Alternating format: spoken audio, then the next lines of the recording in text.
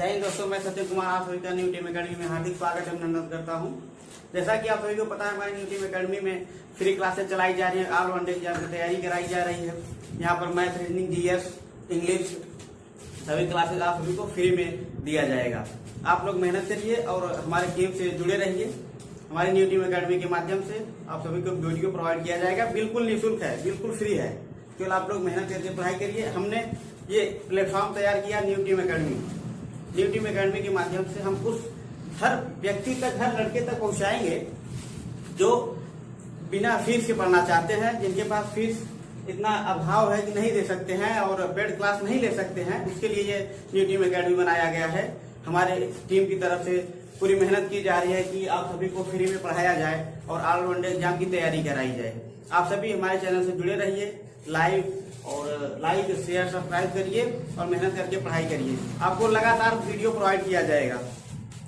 इसमें से हम जीएस के कुछ पोर्शन जैसे मध्यकालीन इतिहास पढ़ा रहे हैं। आप सभी को पता होगा, हमारा 2 लेक्चर पहुंच चुका है, तो यह तीसरा लेक्चर है। दूसरे लेक्चर में हमने बताया था कि महमूद गजनवी के बारे में, जिसमें से 2 पॉइंट छूट गए थे। अभी महमूद गजनवी के बारे में बताते हैं, उसके बाद फिर आएंगे मोहम्मद गौरी के बारे में। महमूद गजनवी के बारे में 2 पॉइंट छूट गए थे। पहला पॉइंट यह था कि जब सोमनाथ का मंदिर लूटा गया तो फिर पुनः निर्माण किसने कराया? कुमार पाल सोलंकी ने। और महमूद गजनवी जब भारत आया था तो उस समय भीम प्रथम वहां के शासक थे।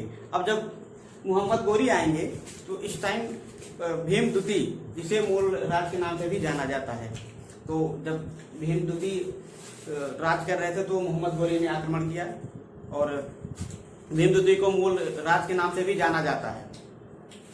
जब महमूद गजनवी ने आक्रमण किया तो भीम प्रथम थे और उस समय भीम प्रथम की पराजय हुई, महमूद गजनवी की जीत हुई। तो यही देख करके मोहम्मद गौरी का भी मनोबल बढ़ा और साहस बढ़ा। उन्होंने अटैक किया भारत पर और उस समय भीम द्वितीय यहाँ के शासक थे, राजा थे। तो आइए देखते हैं मोहम्मद गौरी के बारे में। हमने ये पॉइंट, जिससे आप लोगों को स्क्रीनशॉट लेकर पढ़ने में आसानी हो सके और बेहतर तरीके से आप लोग पढ़ सके, इसलिए हमने पहले ही लिख दिया है सभी चीज। तो एक एक पॉइंट करके आप सभी को बताएंगे और उसके बाद फिर समझाएंगे कि कैसे कहाँ युद्ध हुआ, क्या है, चीजें आपको समझ में आएगा। तो आइए देखते हैं पहला पॉइंट। मुस्लिम साम्राज्य का वास्तविक संस्थापक मोहम्मद गौरी को माना जाता है। इसके पहले कई लोग आए, लेकिन वास्तविक संस्थापक मोहम्मद गौरी को माना जाता है। और इनको मोहम्मद गौरी को और नाम से भी जाना जाता है, जैसे शहाबुद्दीन मोहम्मद गौरी, मुइजुद्दीन बिन शाम आदि के नामों से भी जाना जाता है। मोहम्मद गौरी 1173 में गजनी के सिंहासन पर बैठा, जिसके पहले महमूद गजनवी था। गजनी हमने जो दूसरे वीडियो में बताया था, गजनी वंश जो चल रहा था, भारत से बाहर था, ईरान, इराक इधर क्षेत्र में जो थे, इधर ईरान से बगल में थोड़ा सा, वहाँ गजनी वंश, एक गजनी साम्राज्य था, वही गजनी वंश पर चल रहा था सिंहासन, जैसे महमूद गजनवी राज कर रहे थे। तो 1173 में मोहम्मद गौरी ने सिंहासन पर बैठा। तो अब जब 1173 में ये गद्दी पर बैठा तो इसने मनोबल इसका बढ़ा, क्योंकि महमूद गजनवी पहले ही भारत आकर जीत चुके थे, तो इसका मनोबल बढ़ा। तो इसने भी यही सोचकर आक्रमण किया। तो इसने भारत में प्रथम बार आक्रमण 1175 ईस्वी में किया। और कहाँ किया? मुल्तान पर। मुल्तान जो वर्तमान समय पाकिस्तान में है। भारत पर प्रथम आक्रमण 1175 ईस्वी में मुल्तान पर किया, जो वर्तमान में पाकिस्तान में है। मोहम्मद गौरी 1178 में गुजरात पर आक्रमण किया। उस समय वहां के राजा भीम द्वितीय, जिसे मूल राज के नाम से भी जाना जाता है, जिसमें मोहम्मद गौरी की हार हुई। और यह मोहम्मद गौरी की हार पहली पराजय थी, भारत में पहली पराजय थी। 1178 में जो गुजरात पे आक्रमण किया, उस समय भीम द्वितीय, जिसे मूल राज के नाम से भी जाना जाता है। आगे चलते हैं। चौहान वंश के शासक पृथ्वीराज चौहान, जिनको गढ़वाल वंश के शासक जयचंद की पुत्री संयोगिता से प्रेम हो गया था, ऐसा माना जाता है। ऐसा इतिहासकारों का कहना है कि चौहान वंश के जो शासक पृथ्वीराज चौहान थे और गढ़वाल वंश के शासक जयचंद की पुत्री संयोगिता से उनसे प्रेम हो गया था। अब आते हैं तराइन की युद्ध। तराइन की युद्ध 1191 ईस्वी में हुआ और ये मोहम्मद गौरी और पृथ्वीराज चौहान के बीच हुआ। 1191 ईस्वी में तराइन का प्रथम युद्ध हुआ, मोहम्मद गौरी और पृथ्वीराज चौहान के बीच हुआ। ये तबर हिंद भटिंडा में, ये तबर हिंद नामक क्षेत्र में भटिंडा में हुआ, जिसमें मोहम्मद गौरी की पराजय हुई और पृथ्वीराज चौहान विजयी हुआ। तो आगे देखते हैं तराइन का द्वितीय युद्ध। तो 1192 ईस्वी में तराइन का द्वितीय युद्ध हुआ, मोहम्मद गौरी और पृथ्वीराज चौहान के बीच ही हुआ, द्वितीय युद्ध हुआ, जिसमें पृथ्वीराज पराजय हार गए। और ये पृथ्वीराज की पराजय हुई और ये हरियाणा के एक करनाल जिला है उसी के क्षेत्र में हुआ था। तो पहले में तो मोहम्मद गौरी हार गया था, लेकिन दूसरे में विजेता हुआ। ये मोहम्मद तराइन का प्रथम युद्ध हुआ, फिर द्वितीय युद्ध हुआ। तो ये साक्ष्य कहाँ से मिलता है कि तराइन का 1191 ईस्वी में प्रथम और 1192 ईस्वी में जो है कि द्वितीय युद्ध हुआ। ये कहाँ से मिलता है? इसका वर्णन मिनहाज उस सिराज में किया गया है। मिनहाज उस सिराज में तराइन के युद्ध का वर्णन किया गया है। अब आते हैं, देखते हैं आगे।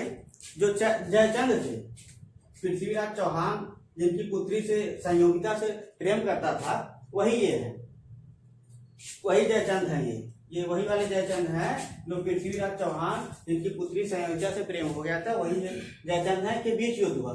अब मोहम्मद गौरी और जयचंद के बीच युद्ध हुआ 1194 से, जिसे चंदावत के युद्ध के नाम से जाना जाता है। यह कन्नौज के क्षेत्र में पड़ता है।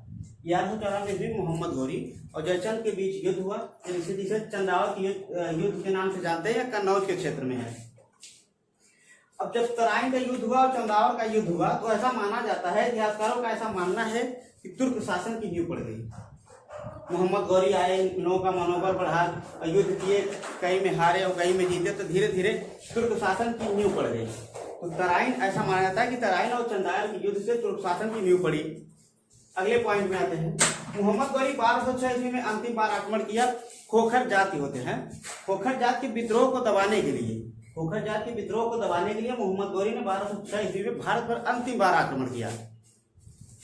और जब ये 1206 ईस्वी में अंतिम बार आक्रमण किया खोखरों के विद्रोह को दबाने के लिए, जब ये खोखरों के विद्रोह को दबा कर जा रहा था, तो ऐसा माना जाता है कि 15 मार्च 1206 ईस्वी में इसकी हत्या कर दी गई। और वह स्थान था दमयक। दमयक नामक स्थान पर इसका 15 मार्च 1206 ईस्वी में हत्या कर दी गई। और इस तरह से इसका अंत हो गया। जब इसका अंत हो गया तो इसका एक विश्वसनीय गुलाम था, कुतुबुद्दीन ऐबक, जिसका नाम था कुतुबुद्दीन ऐबक। ये मोहम्मद गौरी का विश्वसनीय गुलाम था और इसे अपना उत्तराधिकारी मानता था।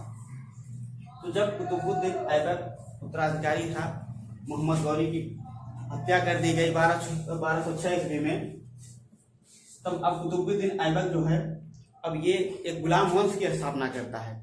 और ये गुलाम वंश हम लोग पढ़ेंगे दिल्ली सल्तनत में। जब दिल्ली सल्तनत पढ़ेंगे तो उसमें पढ़ेंगे कि कुतुबुद्दीन ऐबक ने कैसे गुलाम वंश की स्थापना की, फिर कैसे आगे बढ़ा, क्या प्रोसेस है, उसको आगे पढ़ेंगे। अभी देखते हैं। और इन सब के बारे में, जैसे जयचंद के बारे में थोड़ा सा, मोहम्मद गौरी के बारे में इन्होंने सिक्का चलाया, क्या चलाया, कैसे चला, इन सब के बारे में थोड़ा सा देखते हैं। फिर आगे बताएंगे कि अब कैसे दिल्ली सल्तनत में कुतुबुद्दीन ऐबक जिनका गुलाम विश्वसनीय था, तो इन्होंने उनकी हत्या के बाद कुतुबुद्दीन ऐबक राजगद्दी पर बैठा और गुलाम वंश की स्थापना की। ये हम दिल्ली सल्तनत में पढ़ेंगे। और दिल्ली सल्तनत से पहले अब हमारा जो अगला लेक्चर आएगा उसमें हम पढ़ेंगे राजपूत वंश। पहले देख लेते हैं कि जो त्रिपक्षीय संघर्ष के नाम से जाना जाता है, जैसे गुर्जर, राजपूत, प्रतिहार, वो पढ़ लेंगे तो अच्छे तरीके से समझ में आएगा। फिर दिल्ली सल्तनत की ओर बढ़ेंगे। तो आइए देखते हैं कुछ पॉइंट है। जैसे जयचंद ने गढ़वाल वंश के सिक्के चलाए, जिसमें लक्ष्मी और नंदी के चित्र छपवाया।